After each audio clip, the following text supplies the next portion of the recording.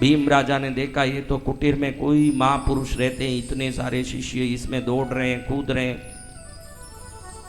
भीम राजा जाके अंदर देखा तो अंदर विशाल तेजस्वी स्वरूप लेके साधक पुरुष, महापुरुष एक मृग चर्म पर बैठे हैं। उनके चरण में नमस्कार करके राजा विस्मित होकर उनको देख रहा है कि ऐसे दिव्य कांति वाली काया वाले ये महापुरुष कौन है।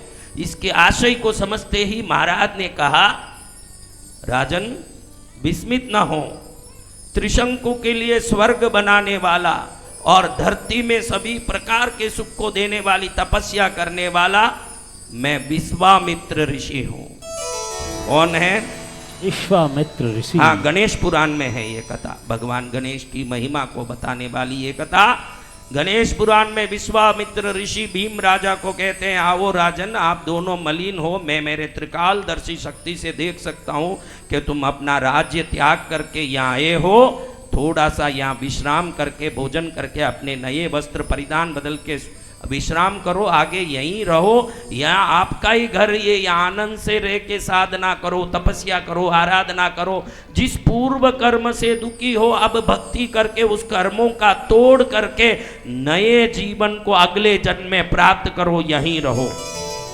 कौन कह रहे हैं? विश्वामित्र ऋषि। सुन के भीम राजा के आंख में पानी आ गया। कहाँ में राजा, सोने के महल में रहने वाला, सोने के पलंग में सोने वाला, आज ऋषि मुनि के चरण में लौटना पड़ रहा है। तुरंत विश्वामित्र ऋषि ने समझ लिया इसके मन की आशय क्या है। तुरंत वो समझाते हैं, देखो भाई, हमारे जीवन में आने वाले सभी दुखों का कोई ना कोई कारण होता है। बिना कारण सुख भी नहीं आता है, न बिना कारण दुख भी नहीं आता है। तुम्हारे जीवन में दुख आने का कारण है, आज मैं कहानी बताता हूं, अच्छे से सुन लो। तुम्हारे पूर्वज अनेक पीढ़ी के पहले, आज से 7 पीढ़ी के पहले, भगवान गणेश के आशीर्वाद और प्रत्यक्ष वरदान पाके उनको वचन दिया था कि हे गणेश जी महाराज, आज से हमारी आगे की पीढ़ियां आपको ही कुल देवता के रूप में पूजा करेगी और आपकी भक्ति करेगी। और पिछली पीढ़ी तक वो पूजा चल रही थी, इस पीढ़ी में तूने गणेश जी की पूजा छोड़ दी, उनकी भक्ति छोड़ दी। गणेश जी की पूजा भक्ति छोड़ने के प्रभाव से, उनके कोप के कारण आज तुम पुत्रहीन बना हुआ है। ये कारण मैं बता देता हूं। आपके जीवन में भी कोई दुख हो, आपके जीवन में भी कोई कष्ट हो, तो जरूर उस कष्ट का कोई ना कोई तो कारण। कल मैंने बताया, देखा आपने कि एक आदमी बोल रहा हमारे फैक्ट्री के पास में मसान है। क्या बोला? मैंने क्या बोला? मसान से कोई लेना देना नहीं, लेकिन ईशान कोण में ट्रांसफार्मर है तुम्हारे फैक्ट्री में, तो वो ऊंचा होने के कारण, ईशान ऊंचा हो गया तो उधर प्रोडक्शन एकदम ठंडा हो जाएगा। क्या हो जाएगा? तो वो देव कोप नहीं है, वो वास्तु दोष है।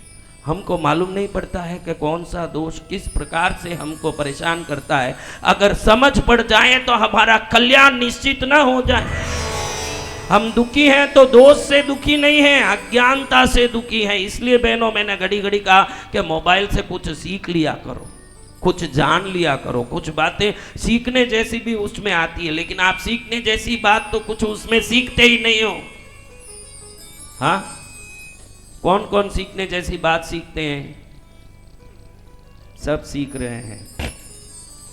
मैं मानूं ना, मैं मानूं तब ना।